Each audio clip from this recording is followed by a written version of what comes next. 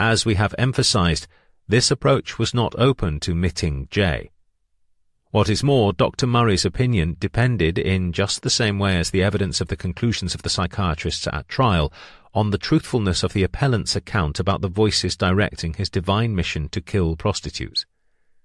Mr. Fitzgerald, Sutcliffe's counsel, Mr. Edward Fitzgerald, QC, suggested that it would follow from Dr. Murray's belief in substantial diminution of responsibility that, at the very least, the appellant suffered from a level of mental disorder which lowered his culpability. But that proposition, too, was equally based on the same premise on which the psychiatrists supported diminished responsibility at trial, namely that the appellant was telling the truth about the essential matters raised by him in his defence. In this context, it is noteworthy that long before he became Dr. Murray's patient, Sutcliffe believed that his divine mission was over.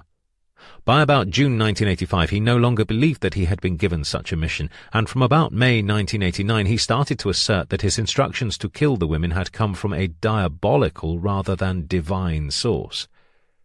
In other words, any judgment made by Dr. Murray himself about his patient's creditworthiness was based on the accounts given to him by the appellant long after he had ceased to suffer from the delusions which, so he claimed at trial, led him to commit these crimes. It is clear from the way in which the appellant's case was advanced and conducted at trial, the detailed summing up by the judge, as well as the observations of the Court of Appeal Criminal Division, that the only real issue for the jury, and we are concerned with the realities, was whether or not they were prepared to act on the truthfulness of the appellant's evidence to them. If they were, then diminished responsibility was established. If they were not, it was not. The verdict of the jury demonstrated that they were not prepared to believe him, and for good reasons. Like the Court of Appeal Criminal Division, we shall identify some of them. On the day after his arrest, the 3rd of January 1981, the appellant was interviewed. He told a large number of lies. This did not merely consist of untruthful denials, but positive and carefully crafted assertions designed to mislead. In early 1985, long after the trial and after the appellant had been admitted to Broadmoor, it was recorded by the consultant responsible for his condition following his admission, and who supported the diagnosis of paranoid schizophrenia, that an incident involving a manicure set demonstrated very clearly to me how accomplished a liar he is, and this must never be forgotten. Our emphasis. When he was interviewed on the following morning, after telling some further lies, he told the police that he was indeed the Yorkshire Ripper. He was asked in terms how it had all started. He gave a lengthy description of how he had not meant to kill Wilma McCann, but she was mocking him, and after that it just grew and grew. He hit her with a hammer because he was in a rage, but he didn't think that he meant to kill her. Then he realized that he was in trouble, so he decided to finish her off and stabbed her. He had lifted up her clothes so as to make sure he could see where he was stabbing her. Having made further admissions, he was asked if he wished to make a statement. His statement was Exhibit 36 at trial. In it, he described how this woman had told him he was fucking useless, and how this made him very angry. The statement is long and detailed. The significant feature is that there is no mention of divine intervention or hearing voices or acting on a divine mission. At that stage, he was saying that it was the incident involving Wilma McCann that had triggered off his murderous campaign, because she had insulted him.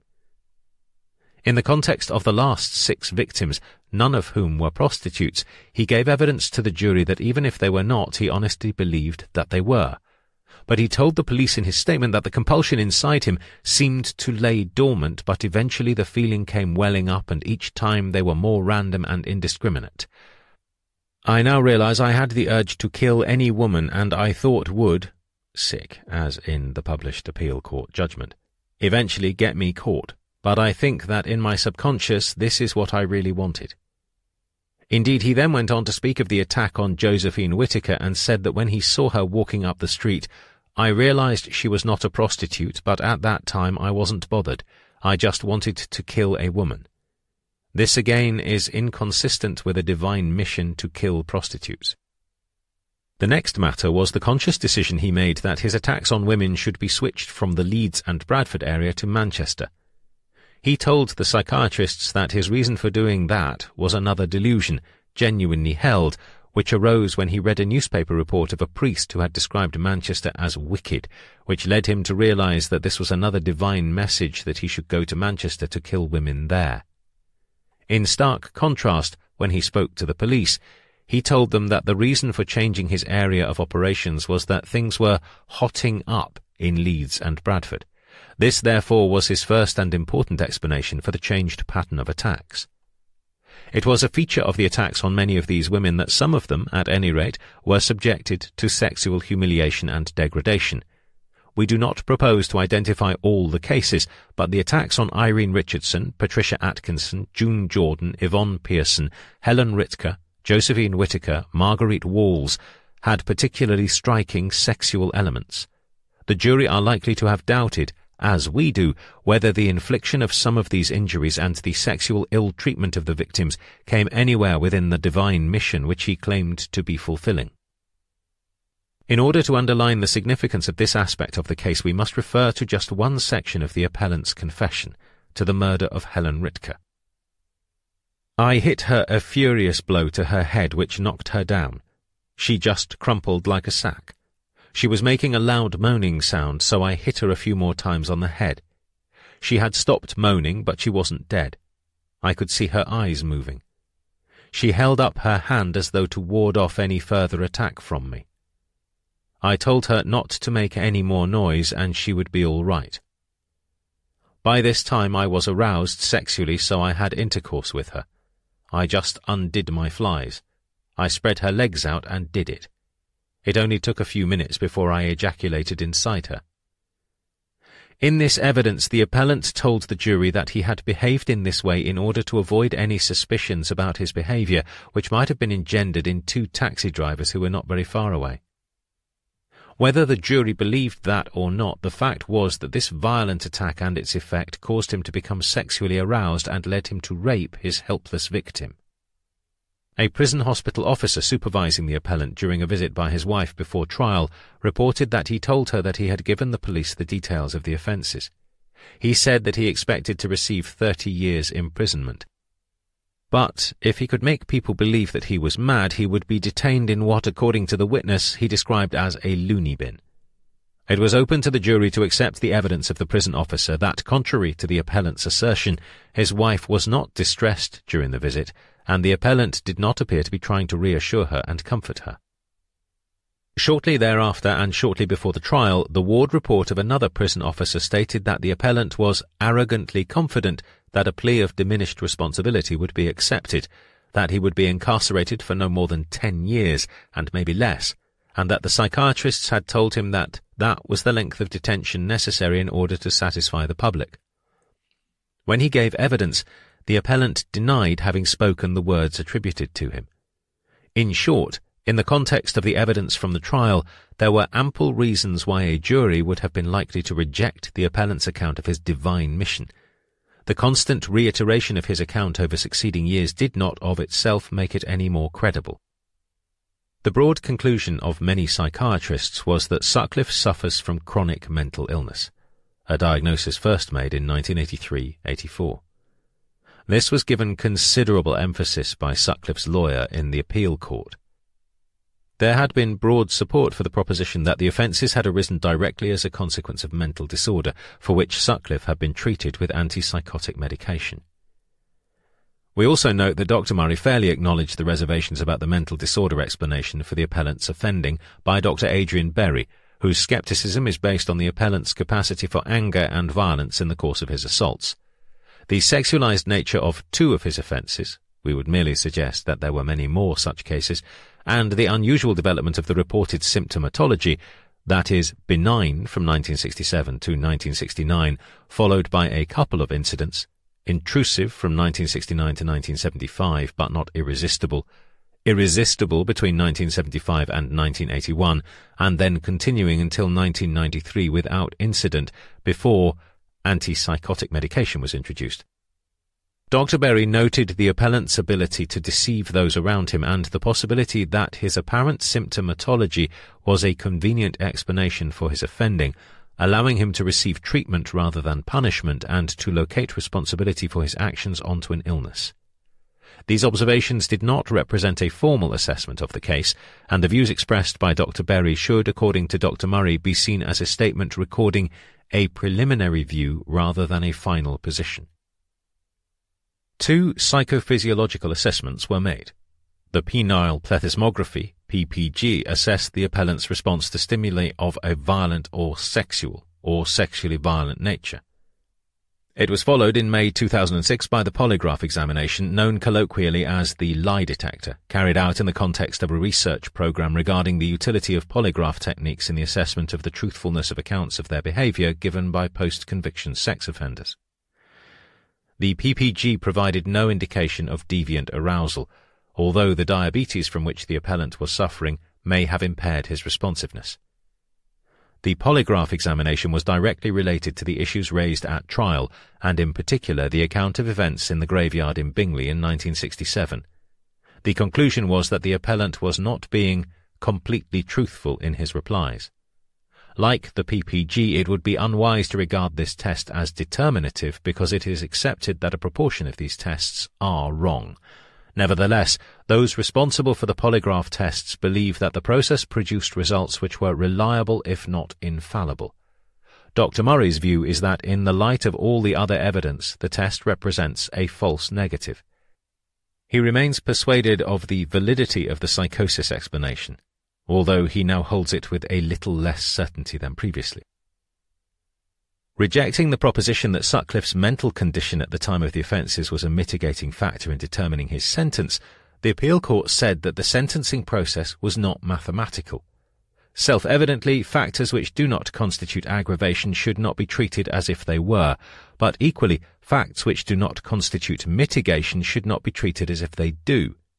Criminal activity which has not been proved should not be treated as aggravation, but equally matters advanced in defence which, by the jury's verdict, have been rejected cannot constitute mitigation.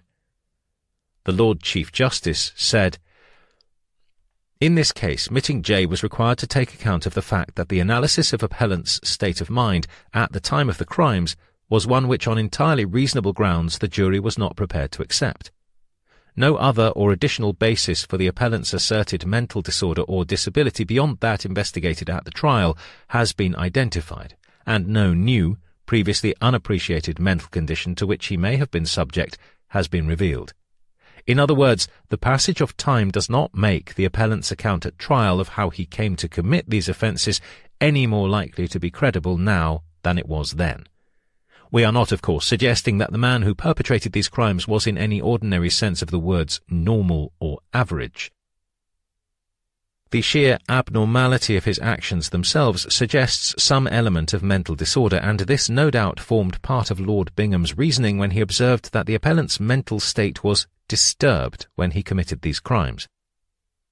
There is, however, no reason to conclude that the appellant's claim that he genuinely believed that he was acting under divine instruction to fulfill God's will carries any greater conviction now than it did when it was rejected by the jury.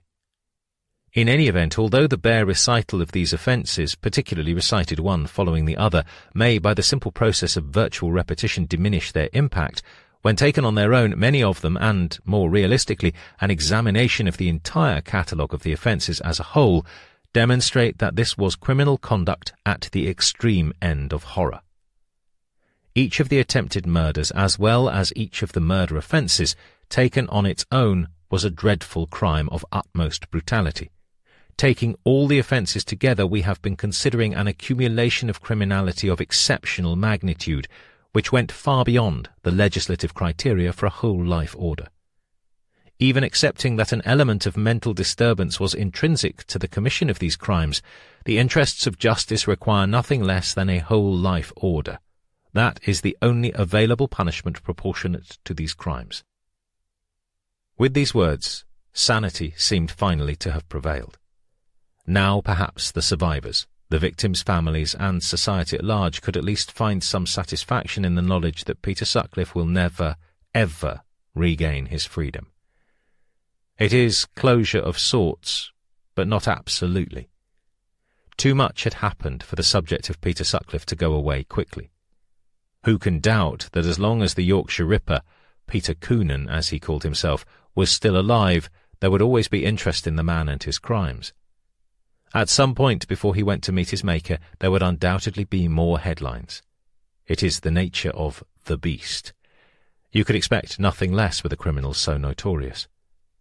This in itself served as a timely reminder that the beast I am was precisely how Sutcliffe first described himself when he confessed to being a serial killer 40 years ago. The Yorkshire Ripper then was only too well aware that his crimes were dastardly. He didn't need to be captured for him to reach this understanding of himself and his 6-year killing spree. It is why he carefully plotted and schemed to avoid being caught as he planned to commit his next murder. Who can forget that he was savvy enough to put false number plates on his car when he went off the final time to do away with any hapless woman he could lure into his car? It was, of course, unquestionably true, as the Court of Appeal pointed out, that Sutcliffe was not normal when he committed his crimes. Normal people didn't behave as he did. And it is unquestionably right that society owed a debt to the members of the medical profession who have had the task of treating him in Broadmoor Hospital over the years. It is greatly encouraging that their treatment and clinical expertise in the field of psychiatry had been so successful that their patient, Sutcliffe, was in complete remission of his positive symptoms. The really important question at the time was why the Home Office had not returned Sutcliffe to a maximum security prison. If he was in complete remission of his positive symptoms, what was the legal basis for him being in Broadmoor Hospital? The grounds for him being sent there in 1984 under the Mental Health Act no longer applied. He was, after all, convicted of 13 murders, admitted 7 attempted murders, and was given 20 life sentences. Had they had their way, a good many people would not have given the doctors the opportunity to demonstrate their clinical excellence on this individual. Occasionally, very occasionally, an individual's crimes are so dreadfully wicked that a large part of society would have been quietly content, as in his case, if the death penalty had not been abolished in the 1960s. Had Sutcliffe been executed many years ago, his notoriety would probably have diminished, and the headlines would have drifted away. But the Yorkshire Ripper had his right to life, and perhaps in the long run we are a better, more civilized society for all that. Meanwhile, the long years of suffering endured by victims like Olive Smelt and by Barbara Leach's family testified to the pain of the living. Perhaps they obtained some minimal satisfaction from the final decision because it was so unequivocal. By his eloquent and thoughtful analysis, the Lord Chief Justice finally provided a definitive legal answer to the unremitting argument from some psychiatrists that the jury was wrong to find Sutcliffe guilty of murder. Now we know. The jury was right. The legal process had been exhausted, and justice had finally been done. That said, however, the protracted saga of the Yorkshire Ripper case wasn't over. The Court of Appeal gave its decision on the 14th of January 2011, and few weeks later, quite unexpectedly, there came an extraordinary development. Recent, highly complex DNA analysis on forensic evidence located at the scene of Joan Harrison's murder in 1975 finally pointed police in the direction of her killer, 35 years after she was found dead in a lock-up garage in Preston. At the time, there was suspicion it was part of the Yorkshire Ripper series, the more so when the I'm Jack tape and letters were sent to George Oldfield from Sunderland. Forensic scientists had found a semen sample at the Harrison crime scene from someone who was blood group B, and the person who sent the tape was also blood group B. We now know the voice on the tape to be John Humble, but Oldfield became convinced that it was the Yorkshire Ripper who sent the tape and letters, and that he had a Sunderland accent. It tragically skewed the inquiry and allowed Sutcliffe to go free for another 18 months, during which time he murdered 3 more women and attacked several others. Immediately when Sutcliffe was caught, he denied the Preston murder and a blood test ruled him out definitively. After Humble's arrest and conviction in 2006 for perverting the course of justice, the Lancashire police stepped up their cold case review of Joan Harrison's murder. What had made it difficult was that there was more than one semen sample found on her clothing. Further analysis enabled forensic scientists to narrow down the relevant samples, and a major breakthrough in ways of interpreting minute amounts of DNA in 2010 provided a crucial match on the national DNA database. It swiftly led Lancashire detectives to the family home in Leeds of Christopher Smith, aged 60, who had been arrested for drink driving 2 years before, in 2008, when his customary DNA sample was taken and put on the national database. However, 6 days after his arrest for drink driving, he had died of cancer. Smith had a history of shocking violence. He had been jailed for attempted rape in 1981. 2 years later, he was given a suspended sentence for the manslaughter of his first wife, claiming she had fallen on a knife during a domestic fight. Detective Chief Superintendent Graham Gardner, then head of crime at Lancashire Constabulary, said that Smith, who changed his name from Smythe, had been a petty criminal during his late teens up until the time when Joan Harrison was murdered. From that period, his criminal behaviour became more violent and more sexual. He had been married 3 times, had 6 children, and more recently had been living in West Yorkshire to be close to his family when he was diagnosed with cancer. At Smith's home, 2 years after his death, the detectives were shown a scrawled message he had hastily written on the 29th of January 2008 to his family, referring to something he had done 20 years earlier. To whoever it concerns, I would like to put the record straight. I can't go on with the guilt. I have lived with it for over 20 years. I am truly sorry for all the pain I have caused to anyone. Please believe me when I say I am sorry. I love my grandkids and my daughter. I cannot go back to prison any more. Please God help my family who I worship. I have been out of trouble for over 20 years, so please God help me. I am so sorry. God forgive me. I love you all forever. The note never specified that he had killed Joan Harrison, but armed with the new DNA evidence linking him to her, detectives concluded it was a deathbed confession referring to the murder. Smith's family told police that he was paranoid and fearful of a knock on the door from the police. It was enough for the Crown Prosecution Service to say that if he had been alive today, Smith would have been charged with Harrison's murder and they would expect a jury to convict him. 30 years on, the bulky Yorkshire Ripper file on the most notorious and prolonged murder hunt in British criminal history could finally be closed. Why were members of Parliament not questioning the Home Office and asking, can Peter Sutcliffe now be returned to a maximum security prison? Given that a mental health review tribunal had accepted he was in complete remission of his positive symptoms, justice surely demanded that he started once more to serve the 20 life sentences he was given at the Old Bailey in May 1981. The final chapter. When the Court of Appeal found that Britain's most notorious killer must stay behind bars for the rest of his life, it left no room for doubt about Peter Sutcliffe's horrific crimes. He had slaughtered 13 women and attempted to murder 7 more. Few people in Britain would disagree with the Lord Chief Justice. It was self-evident that the seriousness of Sutcliffe's hideous crimes was effectively beyond description. The Yorkshire Ripper's brutality and the gravity of his offences did indeed speak for themselves. How on earth could anyone have seriously believed Sutcliffe would be freed to wander the streets at will after he had been given 20 life sentences? Testing in court the validity of new laws about tariffs for murderers was of course both inevitable and important, but legally there was never a scintilla of doubt about whether Sutcliffe might one day be set free. It was never going to happen. Public interest in Britain's most notorious killer meant the Yorkshire Ripper was political dynamite. In 2005, there was a big enough outcry when news leaked that he had been allowed to make a 540-mile round trip to visit Cumbria where his father's ashes were scattered. 6 months previously, Sutcliffe had been refused compassionate leave to attend his funeral. On the trip north, 4 members of Broadmoor Secure Hospital staff, trained in control and restraint techniques, went with Sutcliffe in a high-security van.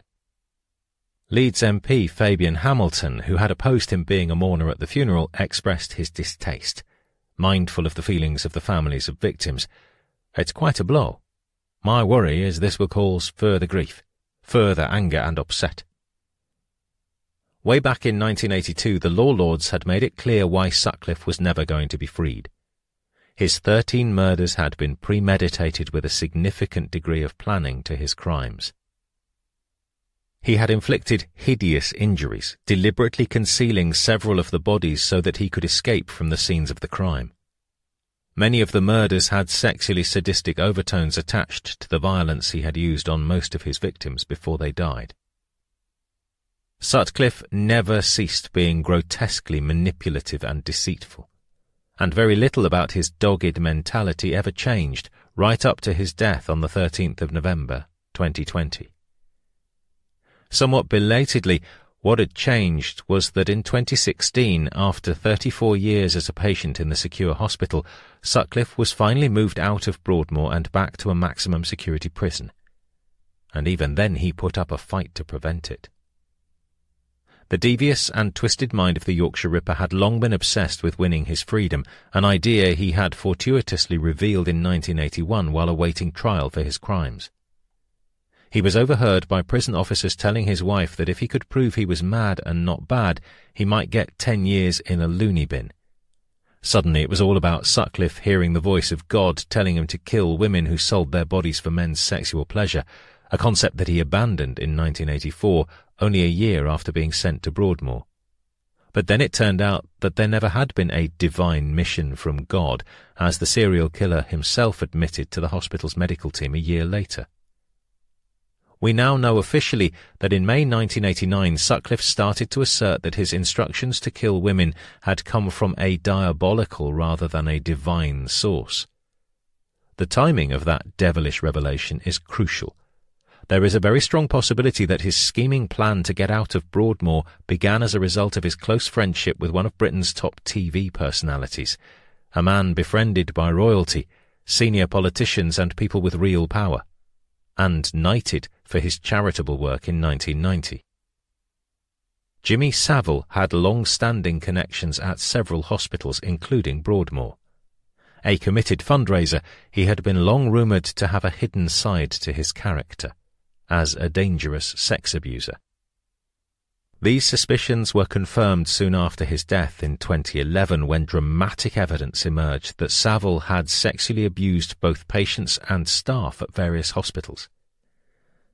The most critical fact concerning Savile's long association with Broadmoor was that for years he had plotted inside the secure hospital to gain a powerful influence, one so strong that suspicious staff held back from complaining about his criminal behaviour for fear of losing their jobs. An official investigation into Savile's criminal activity was ordered by the government after an ITV television documentary revealed his perverted activities. 5 women came forward to reveal they were sexually abused by him as teenagers between 1968 and 1975. A police investigation uncovered a torrent of similar crimes committed by the former Radio Luxembourg disc jockey turned TV star. Many of these offences had occurred within hospitals where Savile used fundraising as a shield for his criminal behaviour. They included Broadmoor, where he had also supervised entertainments. When the allegations about Savile's criminal abuses emerged in 2012, Sutcliffe was quick to respond. "It's a load of rubbish. People are just getting carried away. He visited a lot. He'd always come and chat with me on visits, and I would introduce him to my visitors." The TV personality had engaged with Sutcliffe regularly, and given their own individual histories, it comes as no surprise that they got on so well. According to the 2014 investigation into Savile's activities at Broadmoor, Savile could undoubtedly be charming, persuasive and oddly charismatic, at least to some people, although others found him a showman. He was described as extremely manipulative but lacking in human warmth and empathy, and he had no real friends. We were also told that he was interested in juicy stories about patients. The 135-page report provides a tantalizing clue that Savile himself might have influenced the Yorkshire Ripper's attempt to gain his freedom. According to the investigation, newspaper reports claimed that Savile was masterminding the release of 60 patients. While no evidence was found that he had a role in such transfers at the time, the report does reveal that releasing patients would have meant transferring them to lower security hospitals or hostels, The difficulty in finding places in lower security units for Broadmoor patients who psychiatrists judged no longer required high security is a recurring theme in documents from that time.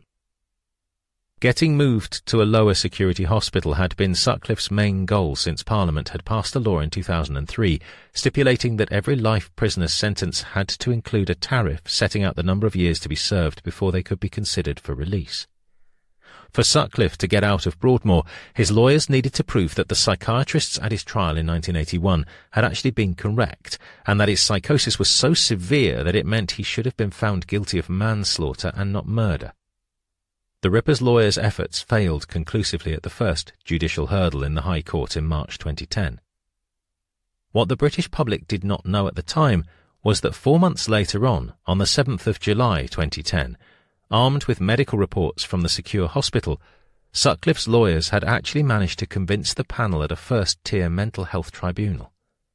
It found that the Yorkshire Ripper's mental state had so improved with his medication and treatment at Broadmoor that he should be sent to a less secure hospital. It judged that it would be harmful to Sutcliffe's mental health and well-being if he were to be returned to prison. Then in mid-January the following year, the High Court's judgment was upheld in the appeal court, which totally demolished Sutcliffe's case. The original Old Bailey jury verdict was correct in convicting him of 13 murders and could not be overturned.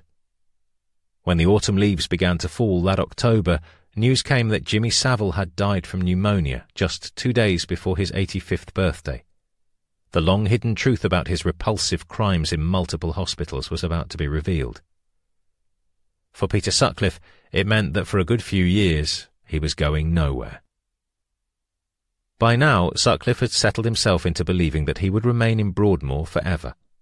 His efforts to get his freedom had ended in a disastrous personal defeat, much to the satisfaction of the British public.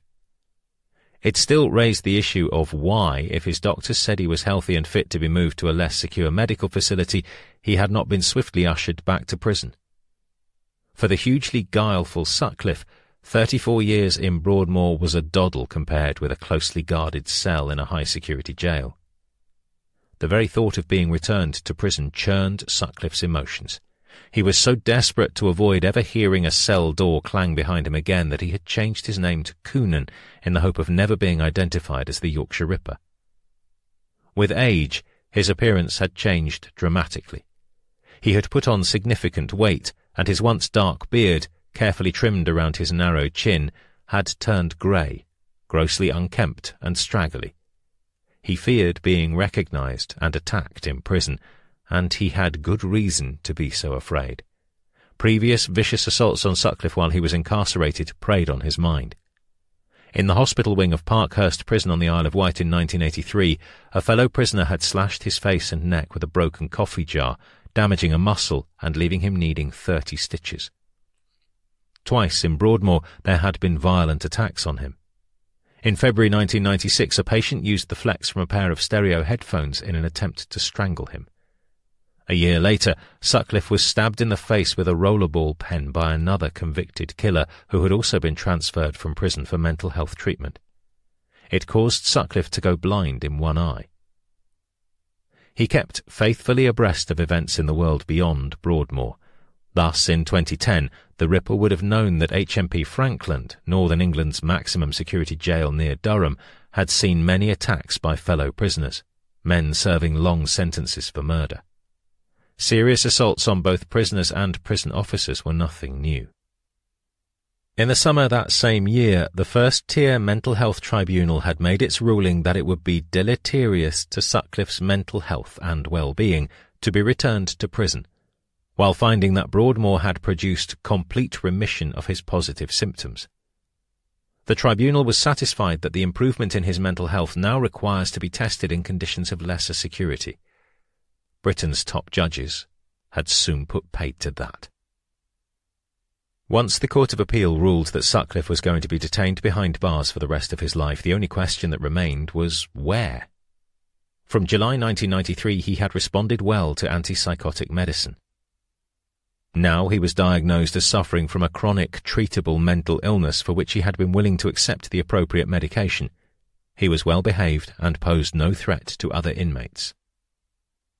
By law, the doctors at Broadmoor were required to keep the Home Office informed of Sutcliffe's condition, because in 1984, when he had been transferred from a maximum security prison to the secure hospital, the then Home Secretary Leon Britton told MPs, "If Sutcliffe's mental health improves, he may be sent back to prison to continue his sentence."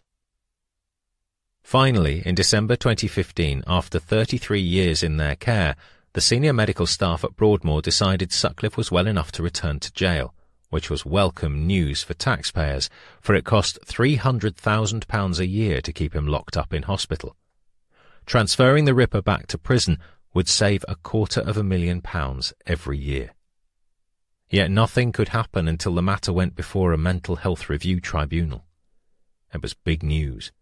Sutcliffe's local Yorkshire MP, Philip Davis, immediately took up the issue with Michael Spurr, the grandly titled CEO of the National Offender Management Service, who had been summoned to give evidence before the Justice Select Committee on the issue of prison safety. He didn't want to comment on Sutcliffe's case, but made clear it was not unusual for hospitalised prisoners to be sent back to prison. However, the issue of safety in prisons grew ever worse, and Spurr, who had spent 35 years of his working life within the prison service, was subsequently told he had to stand down from his job. Ironically for Sutcliffe, had he not pushed so vigorously for 8 years to be released from Broadmoor, he might just have lived out his time in the relative comfort of the secure hospital instead of having to spend the last 5 years of his life in a Category A jail in a village just 3 miles from the historic city of Durham. Frankland, 280 miles north of Broadmoor, housed some of the most dangerous men in Britain. They were kept in a series of low-level structures spread out over a substantial area, each totally secure from the other. The Mental Health Review Tribunal hearing took place in August 2016 inside Broadmoor, with Sutcliffe legally represented.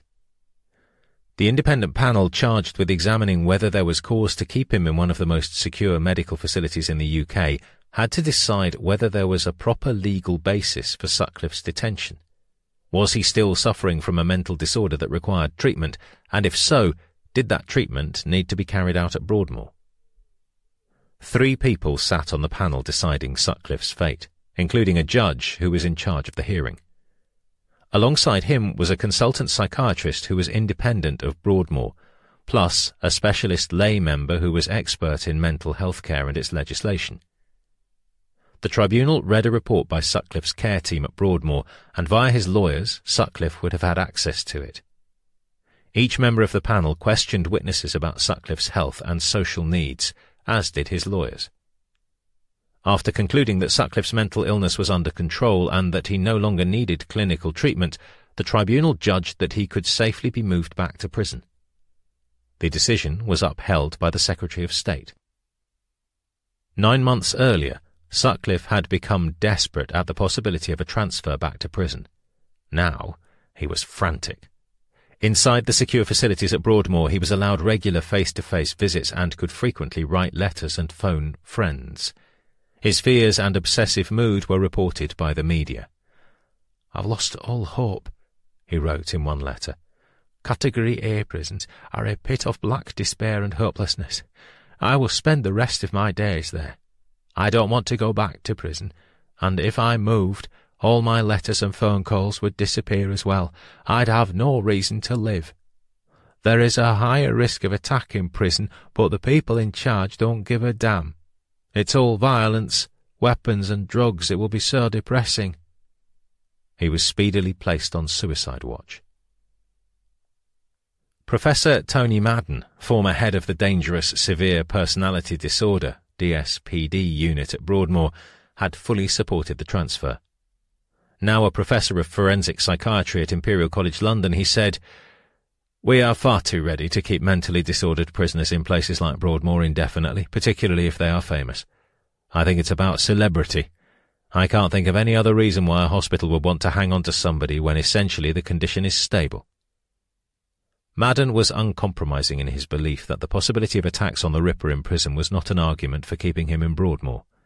He also proclaimed that Sutcliffe was not unique and recalled the notorious 1960s Moors serial killer Ian Brady. "I don't think he has got schizophrenia either. If the name of either of these two were Joe Bloggs, they would have been back in prison a long, long time ago. The 5 years Sutcliffe spent in Frankland Prison, as a Category A prisoner, were very different from those he had experienced when he was first jailed in 1981. The prison service had altered after much pressurizing from prison reformers, and an incentives and earned privileges scheme had been introduced. When Sutcliffe arrived at Frankland, nearly 60% of the 850 prisoners were lifers. The prison service had conducted a poll among some prisoners on every aspect of prison life in an effort to improve the quality of life for them and the staff. Half the inmates polled believed the incentive scheme was fair, and most of those thought it had helped them change their behaviour. Sutcliffe had enhanced status and was placed in A Wing, where there was better quality accommodation. Prisoners had greater autonomy, spending more time out of their cells for association activities, including being able to use showers. They were allowed to prepare their own meals, and a friend of Sutcliffe's usually made him fried eggs for breakfast. The privileges of the incentives scheme also allowed Sutcliffe an increased number of visitors. He could use his own money to shop using catalogues and could wear his own clothes rather than prison uniform. He bought himself a DVD player and regularly exchanged correspondence, with a prison friend writing letters at his dictation because by now Sutcliffe's remaining eyesight had deteriorated. He maintained close contact with various pen pals, later warning them about the dangers of the COVID virus, having their responses read to him by his friendly fellow prisoner. His brother Michael was the only close relative who kept in regular touch, chatting with him by phone every week.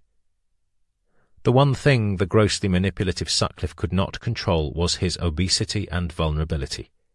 He had to wear a colostomy bag, and towards the end of 2019 he struggled to keep medication down after burning his mouth on hot mushy peas. He was constantly morbid and apparently obsessed about not knowing what people would say about him after his death.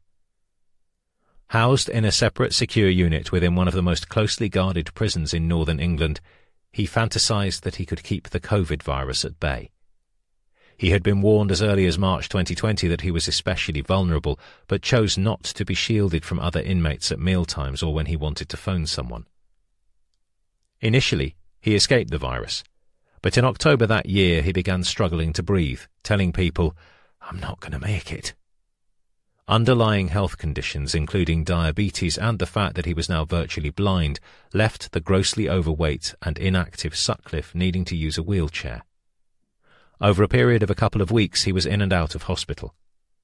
On the 28th of October he was taken to the University Hospital of North Durham and tested for a slow heart rate and given an urgent electrocardiogram, ECG test. He was fitted with a heart pacemaker on the 2nd of November 2020 before being sent back to Frankland Prison the following day at 6 p.m.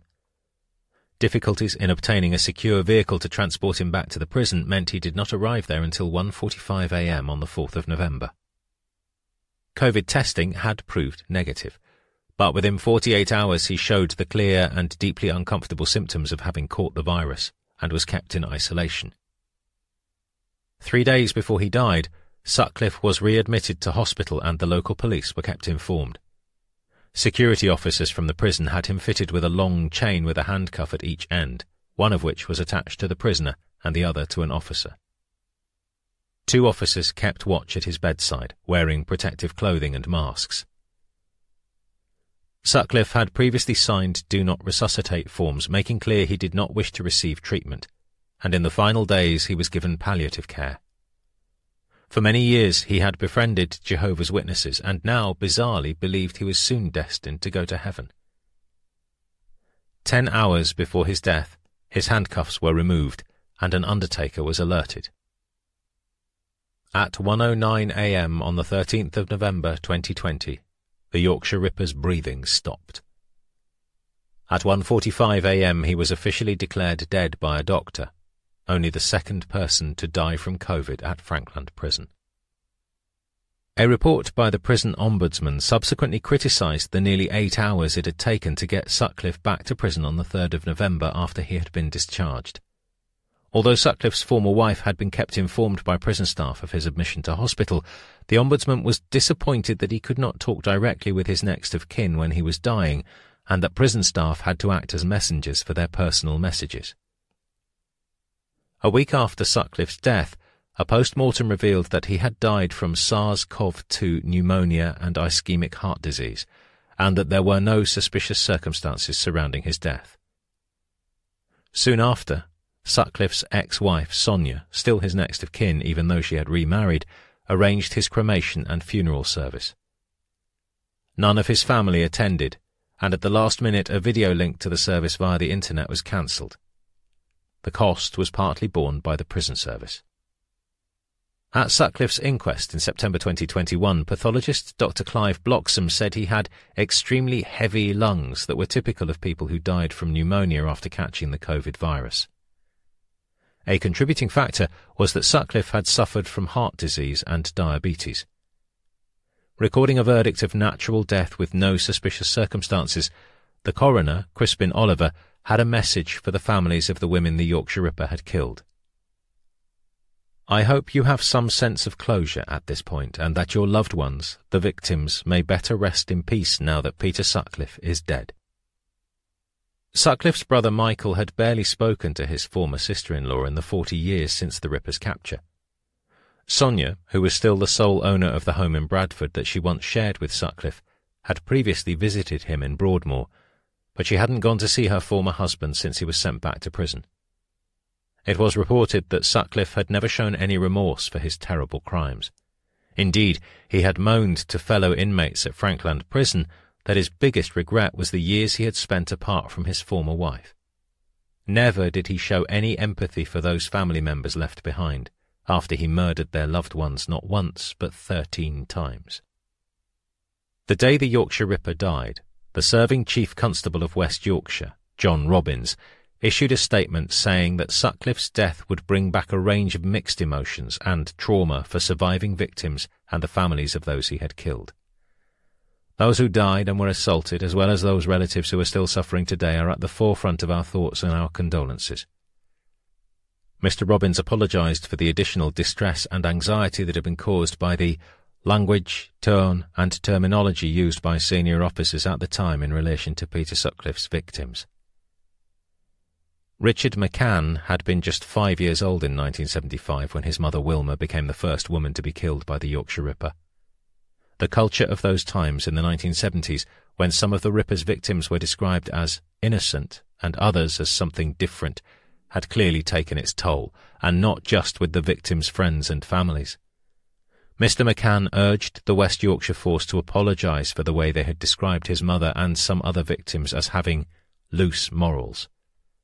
Demonstrating great humanity, he said about Sutcliffe, "I am sorry to hear he's passed away.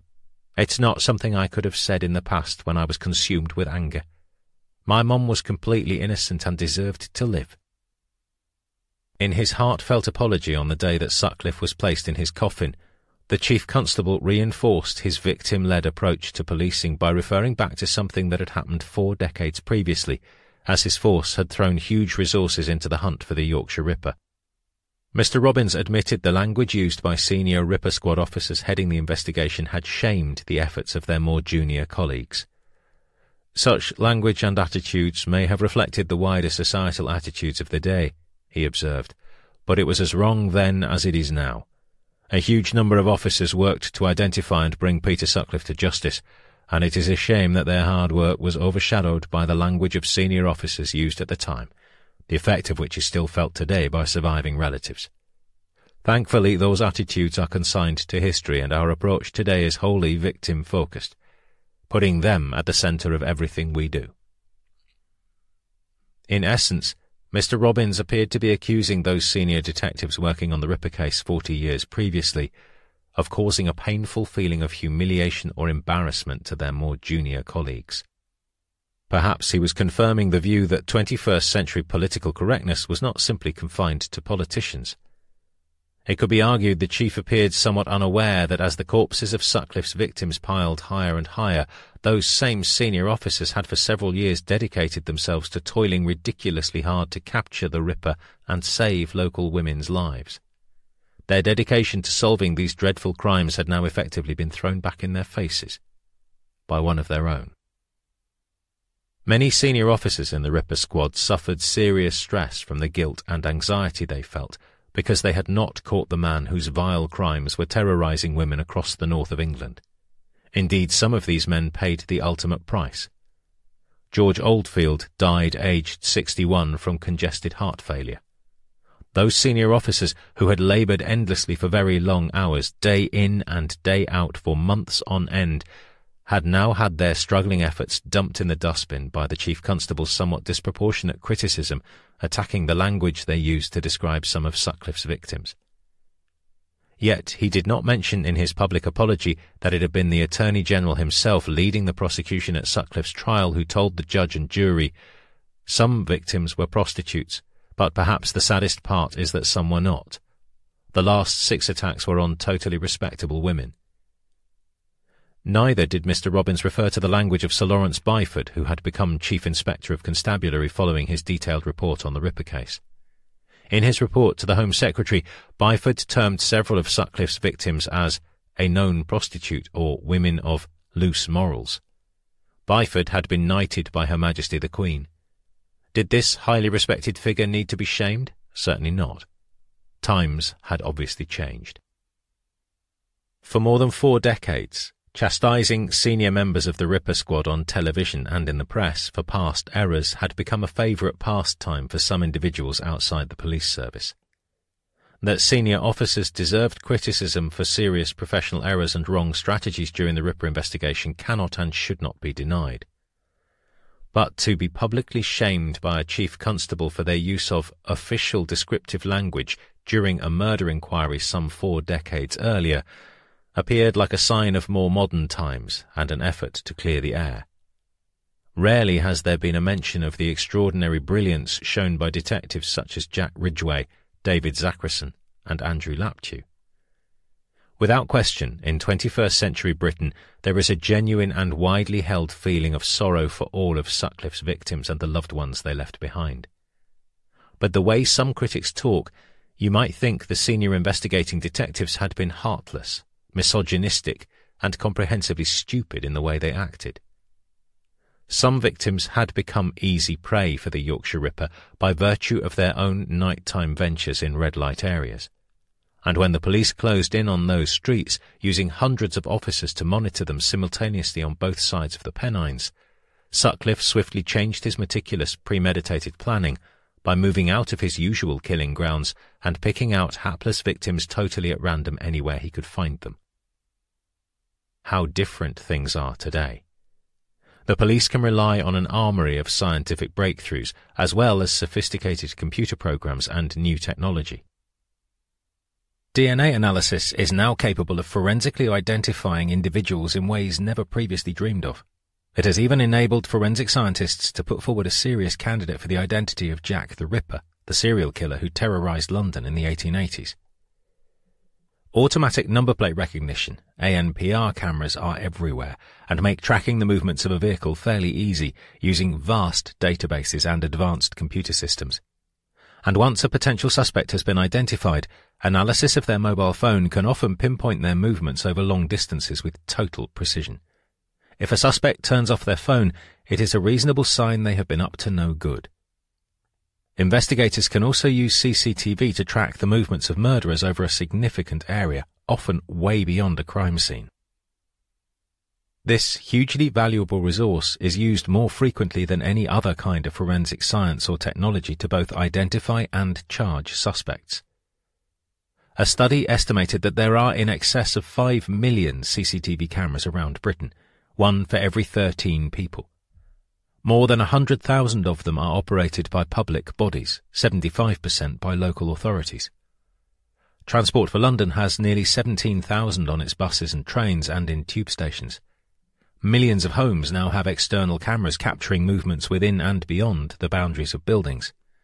Cameras in doorbells and on buses have now been responsible for identifying a murderer and his vehicle. A recent example of technology quickly helping to solve a shocking homicide case came about in early March 2021, after a police officer working for the Scotland Yard Diplomatic Protection Group murdered a total stranger, having snatched her off the street. Sarah Everard was lured into a car by Wayne Couzens of the Metropolitan Police in London for allegedly having broken the government's lockdown rules during the COVID pandemic. Police were able to arrest rule breakers, and Couzens ruthlessly used that power to stop and detain the 33-year-old in South London before going on to rape and murder her. It was a hideously grotesque betrayal of his position of authority and trust as a police officer, and subsequently led to many investigations into sex offences and other illegal acts by police officers across Britain.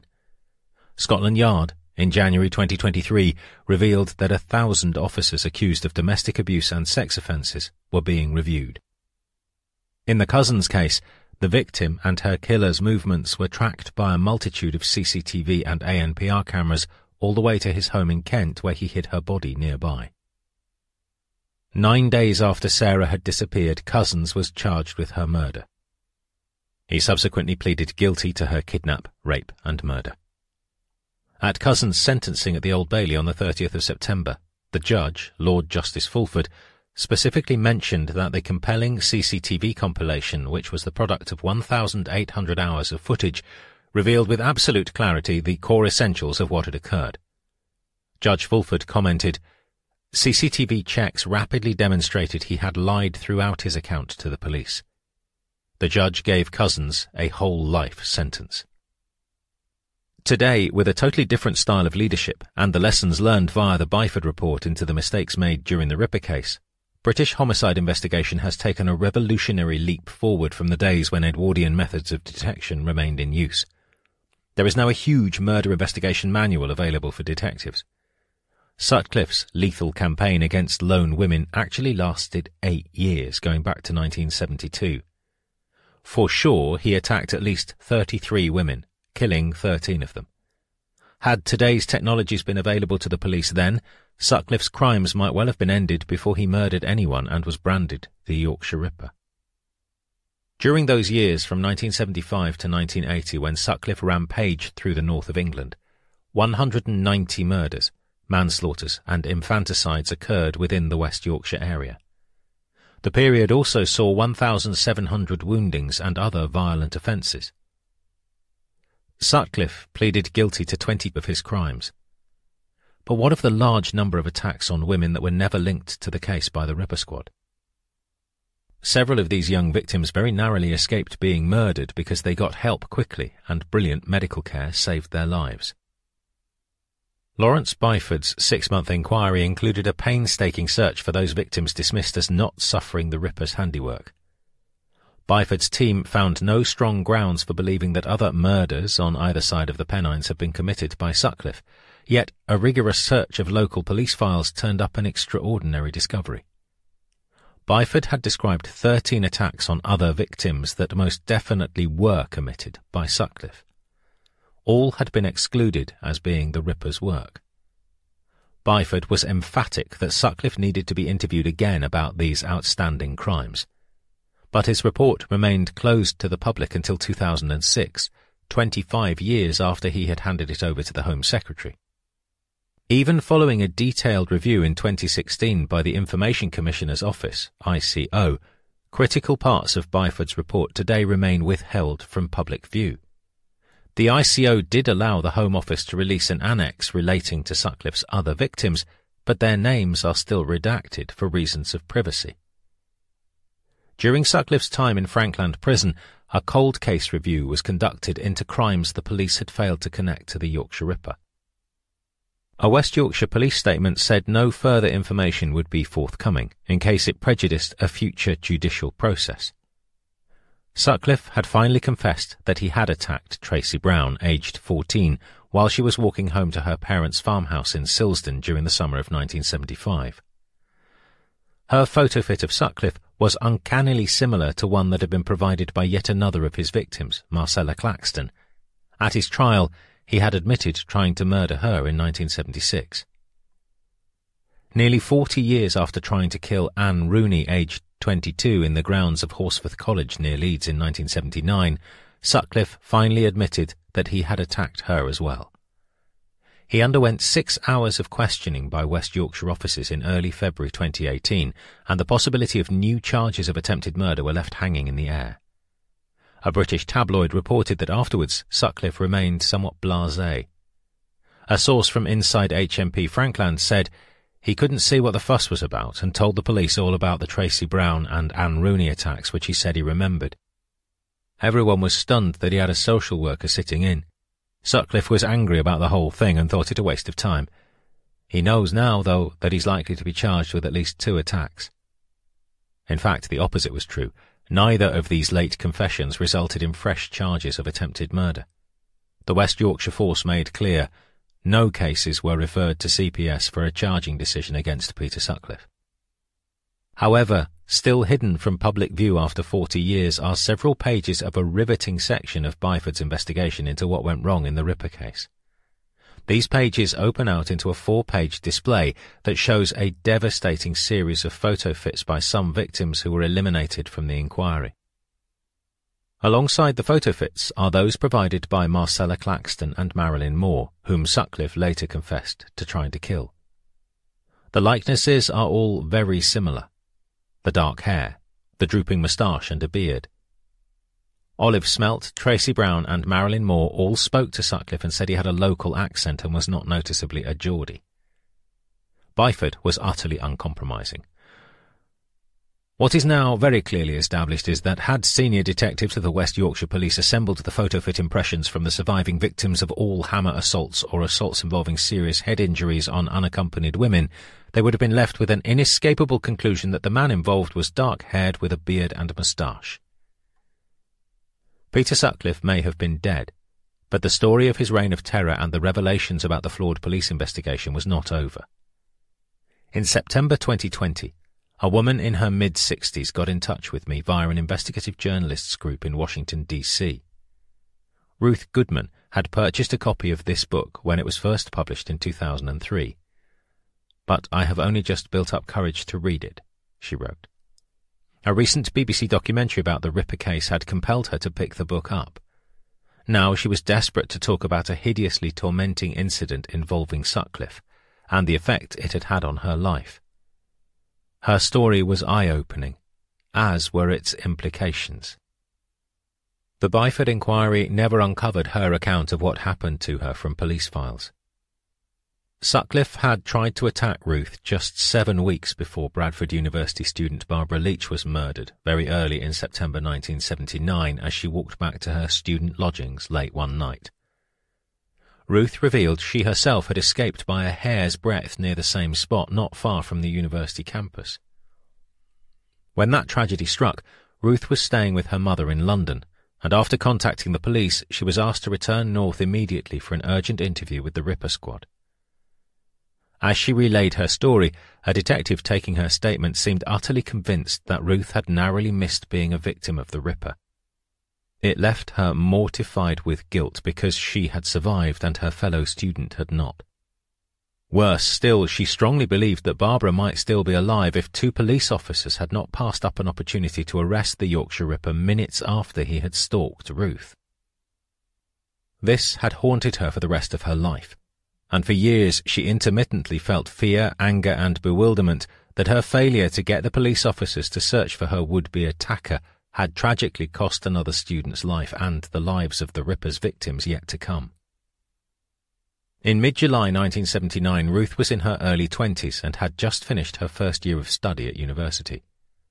That summer, she stayed in Bradford to help organise a respite scheme for young children from Northern Ireland, bringing them over in the school holidays, providing a temporary shield from the conflict between the Provisional IRA and British troops. When the children returned home across the Irish Sea, Ruth stayed on in Bradford. Before journeying the 200 miles south to her mother, she intended to share part of the summer break in the city with her boyfriend, Howard Jevons, who had travelled up from Devon where he was a student at Dartington Art College. One Sunday night in a local pub that was popular with students, the pair had a tiff, probably over something relatively trivial. They went outside, and Howard walked off to clear his head. Not long after, Ruth followed, hoping to find him. It was a quiet, calm evening, but as she walked along Great Horton Road towards the town centre, a car pulled up beside her, and the driver crudely tried to pick her up. Irritated, she rebuffed him without getting a look at his face. It was 10:30 p.m. Left alone late at night on the main road, Ruth began strolling back to the pub to rejoin her student friends for last orders and drinking up time. Just as she started to cross the junction at Ashgrove, a residential street running off the main highway close to the university campus, Ruth spotted a man close by, sitting on a low garden wall diagonally opposite her. Suddenly, he turned his head and looked right at her with a deep, fixated glare that she found utterly menacing.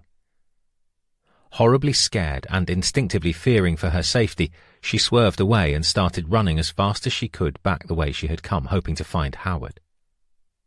Before long, she relaxed and slowed down, thinking perhaps she was simply imagining an awful threat that was not actually real. Ruth stopped and turned to face the way she had just come. The staring man was right behind her, frighteningly close, no more than a few feet away, having closed in on her like a beast stalking its prey. Ruth shrieked, screaming, "Howard! Howard!" in a desperate appeal for help. The stalker came to an abrupt halt, and suddenly she was looking directly into his face. He appeared momentarily fixed to the spot. Miraculously, within seconds, she thought she could hear from behind the sound of footsteps running towards her. Ruth turned her head, and there was Howard. Now totally frightened for her life, she flew into her boyfriend's arms, spewing forth a jumble of words about the man behind her whom she was absolutely convinced had been just about to pounce on her. Clutching on to Howard, Ruth twisted back in the direction of the menacing man. Incredibly, both the pavement and main road from where she had come were clear of people and traffic. The man had disappeared. Without hesitating, Howard tore off in the direction the would-be attacker must have gone, the only place he could have bolted down. Back Ashgrove, a narrow cobbled alleyway separating two rows of large Victorian terraced houses.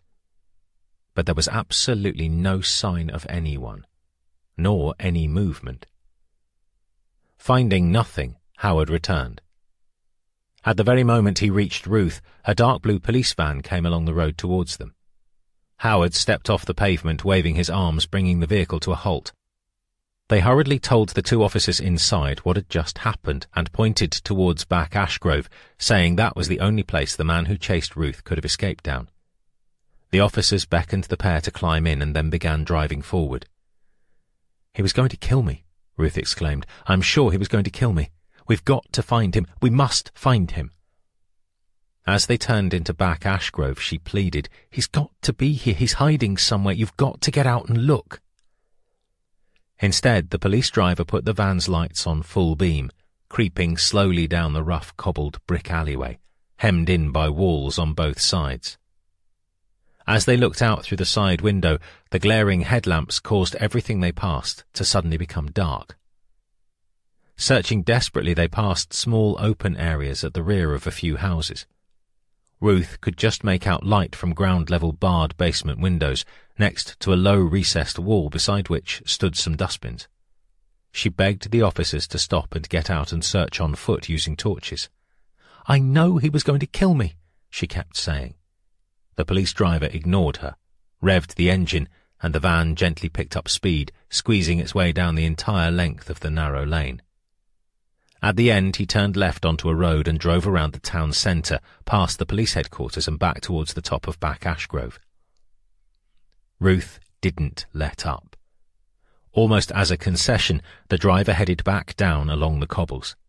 Again, she pleaded with the policemen to stop and begin searching on foot for the man she was convinced meant her serious harm. Having ignored her pleas, one of the officers, by now frustrated, pointed out that the man they were looking for had not actually laid a glove on her. They reached the end of the alley for the second time.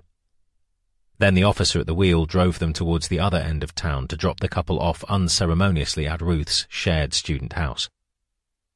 As they came to a halt, one of the constables explained that even if they had found the man, they couldn't lay anything on him. Told for a final time that they should have searched for the stalker on foot, the officer quietly retorted, "Are you trying to tell us our job, love?"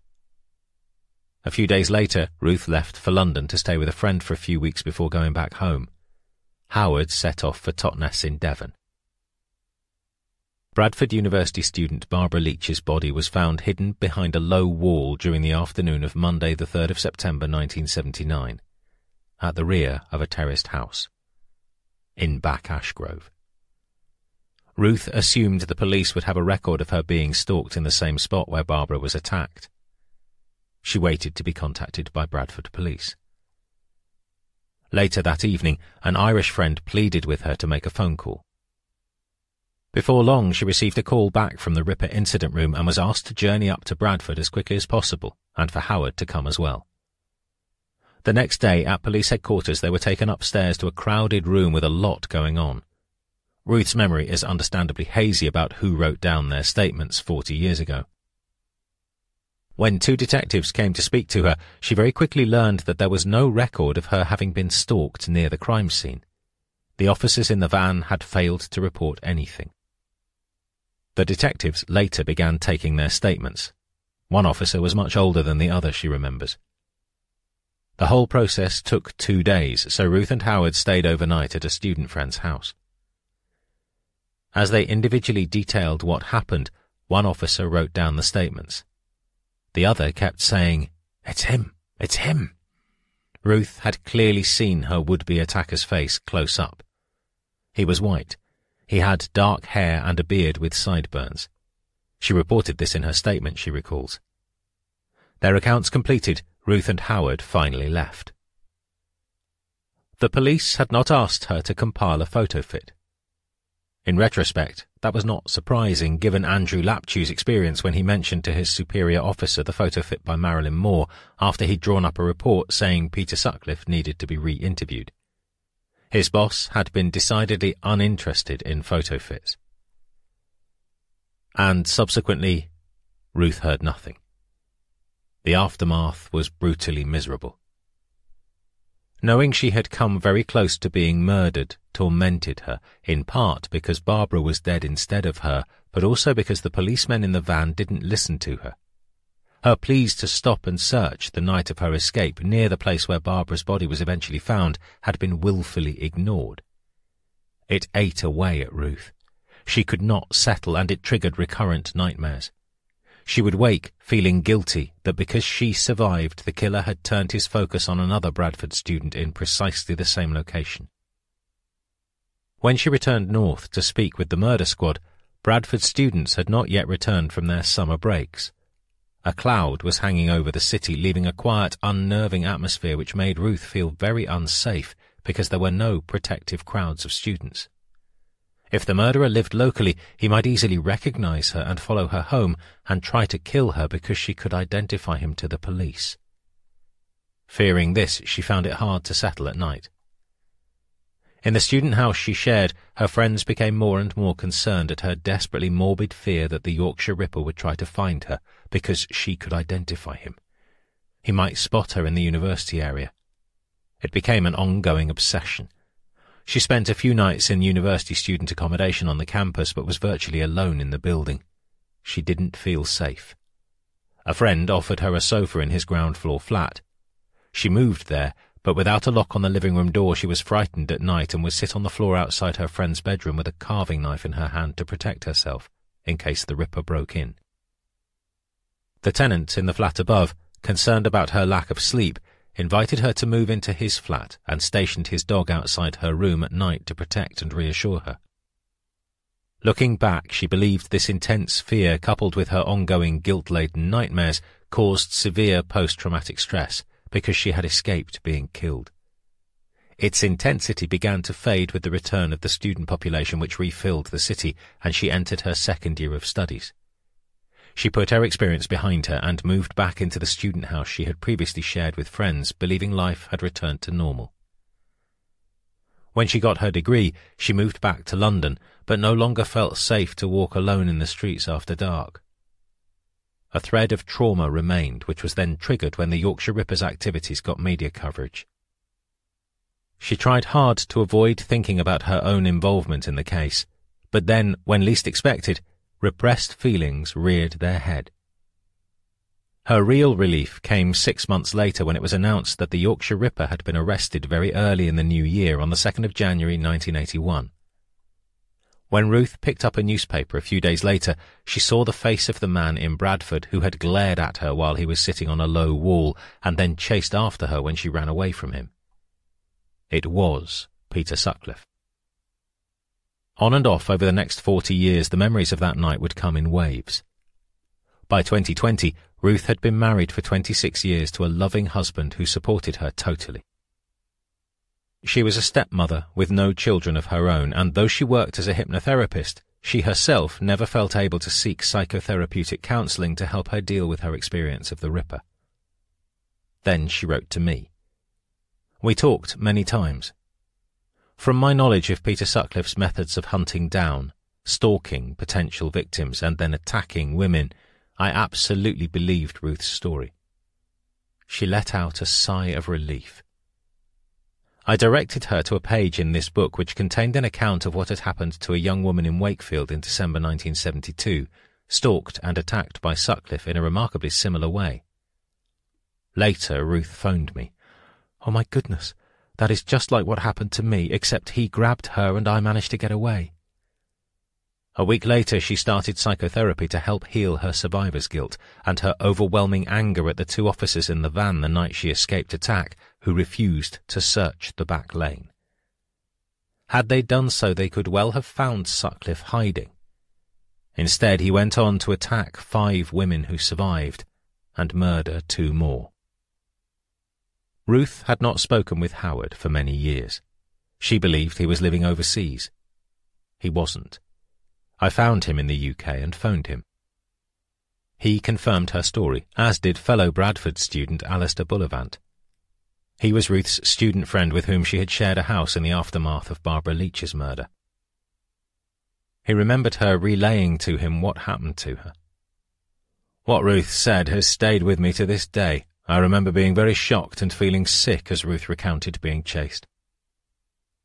Soon after Barbara Leach's murder, news broke that the Chief Constable of West Yorkshire, Ronald Gregory, was arranging a massive press and poster campaign regarding the "I'm Jack" tape and letters. It was said to be worth £1 million in free advertising. Gregory was triumphant and arrogant about his grand scheme, which would ultimately take the hunt for the Yorkshire Ripper well away from Peter Sutcliffe, who subsequently struck again several times, murdering 2 more victims before finally being captured. Those investigating the latest killing were against having a huge PR operation. After consulting George Oldfield, who was on sick leave at home after a heart attack due to overwork, Dick Holland appealed to the Chief Constable to delay the campaign so the Ripper Squad could clear up the important work of outstanding actions from the Josephine Whittaker murder in Halifax the previous April, as well as Barbara Leach's murder. The answer from Gregory was no, and it caused huge frustration. The Ripper Squad was overwhelmed with phone calls from people claiming to recognize the voice on the "I'm Jack" tape. 5 weeks later, on the 11th of October 1979, Sergeant Megan Winterburn, who was running the incident room at Millgarth Police HQ in Leeds, got a phone call at home from Dick Holland. She was told not to breathe a word to anyone. It looked as if there had been another Ripper attack on a woman who had survived. Holland wanted Megan to go and see her in hospital in Ilkley, but first pick up her mother and sister and take them along. The victim was a 21-year-old local newspaper reporter called Yvonne Mislevich. Megan was soon pretty convinced she was a Ripper victim. Holland instructed Winterburn to tell no one. And she never spoke about it again, until I talked with her in late October 2020. I explained Ruth's story to Megan and mentioned how the officers who took her statement had never asked her to do a photo fit. All the attention had been focused on finding the man on the tape with the Sunderland accent. Megan said that she had kept silent that the order not to declare Yvonne Mislevich a Ripper victim had come from the top. From the Chief Constable himself. After Sutcliffe was finally caught, Gregory had made a point of putting Dick Holland and George Oldfield back into uniform, thus diverting attention away from his own failures as the most senior police officer in West Yorkshire during the Ripper investigation. In swearing Megan to secrecy, Dick Holland made clear Ronald Gregory's real motivation. He did not want the West Yorkshire force lumbered with the fallout of another Ripper attack. At my request, Megan wrote down her involvement in what happened after the attack on Yvonne Myslivich. This is Megan Winterburn's account in her own words. Here is an update regarding my involvement in the Yvonne Myslivich assault. On the 11th of October, 1979, I was the night duty sergeant in the Leeds Ripper incident room with 2 or 3 junior colleagues. I cannot remember exactly what time the call came through, but it was Dick Holland on the line from his home. He told me that there had been another young woman assaulted in Ilkley, and the local officers believed it had all the hallmarks of another Ripper attack. He explained that the young lady had been attacked on a footbridge in Ilkley on her way to work, and had been taken to Wharfdale Hospital. I'm almost sure it was. He told me to designate somebody to look after the incident room in my absence and not tell any of the staff where I was going, but to call at a hotel on the outskirts of Leeds, Harrogate side, to collect the victim's sister, who was working there. From there I was to go to the victim's home address and collect her mother, then take them both to the hospital. Once at the hospital, I was tasked with waiting until the victim came out of the operating theatre and to speak to the doctors who had attended her wounds. I had been talking to her sister en route and found out the victim was called Yvonne Myslivich. She was a 21-year-old local newspaper reporter. After what seemed an eternity but was in reality probably only 3 or 4 hours, Yvonne was wheeled out of theatre, her head and most of her face heavily bandaged and taken to intensive care. Her mum and sister went with her, whilst I spoke with one of the doctors. He confirmed that Yvonne had been hit over the head with a round object, probably a ball-peen hammer, which had fractured her skull. He felt, having been acutely aware of recent assaults and murders on women in the north of England, that Yvonne had probably been a victim of a similar assault. He said quite obviously that she would not be in a fit state for interview for some considerable time. I said my goodbyes to her mum and sister, and the doctor allowed me to phone Dick to update him from one of the office phones. I drove back from the hospital, my mind whirring, with the car windows closed and all doors locked. I was really upset at what I'd just had to deal with and praying that Yvonne pulled through. I didn't stop until I got back to Millgarth and into the incident room and made a further call to Dick from an office down the corridor. I told him that I was almost certain it was another so-called Ripper attack, from an MO, modus operandi, point of view.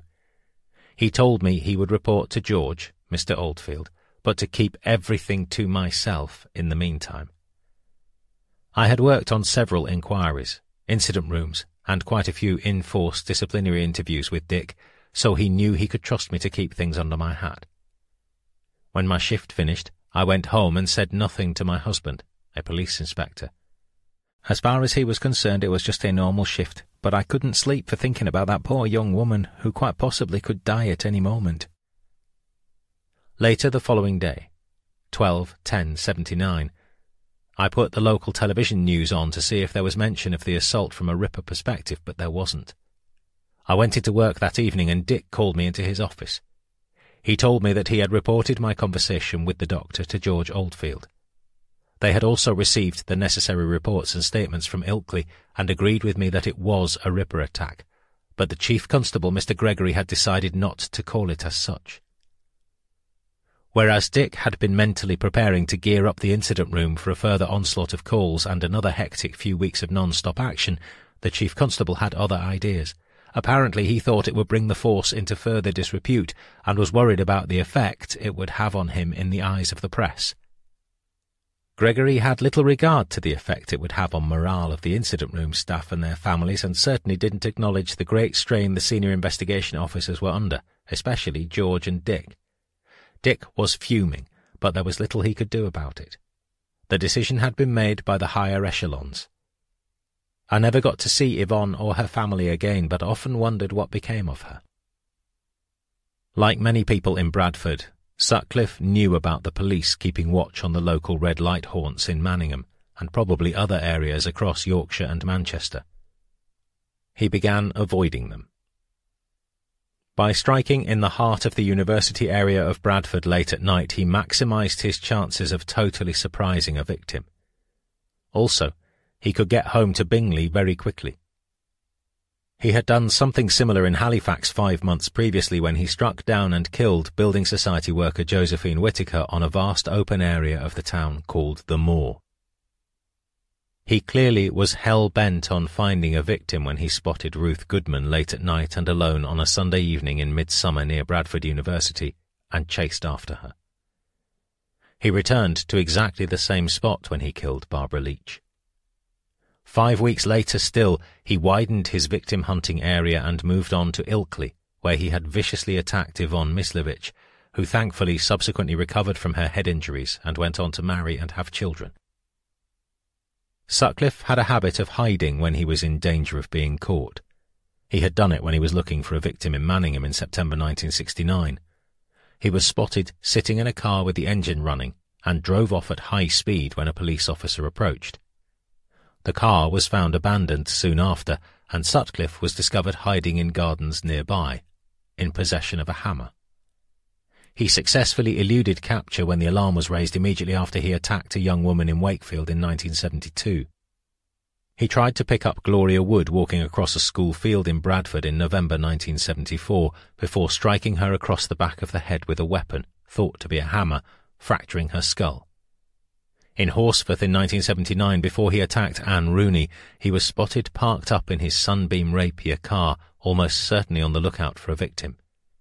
He clearly was hiding locally after he attacked Teresa Sykes in Huddersfield in November 1980, and the alarm was raised. It is entirely likely it was actually Sutcliffe that night in July 1979 who stopped his car beside Ruth Goodman and tried to pick her up. And it is highly likely he was hiding in Back Ashgrove after he very nearly attacked her. He may well have sought refuge in exactly the same recess used to store dustbins where Barbara Leach's body was found 7 weeks later. The fact is, the Yorkshire Ripper was a creature of habit. His operating method in seeking out women to kill hardly changed in 8 years. The end. That was Wicked Beyond Belief, The Hunt for the Yorkshire Ripper, by Michael Bilton, read by Marston York. As a reminder, this audiobook is accompanied by some supplementary material which is available from your audiobook library. This contains information that may be useful, such as the dramatis personae, a chronology, and notes on the text. An audiobook from William Collins, an imprint of HarperCollins. Text copyright 2023. Production copyright 2023 by HarperCollins Publishers. All rights reserved. Michael Bilton asserts the moral right to be identified as the author of this work. Thank you for listening.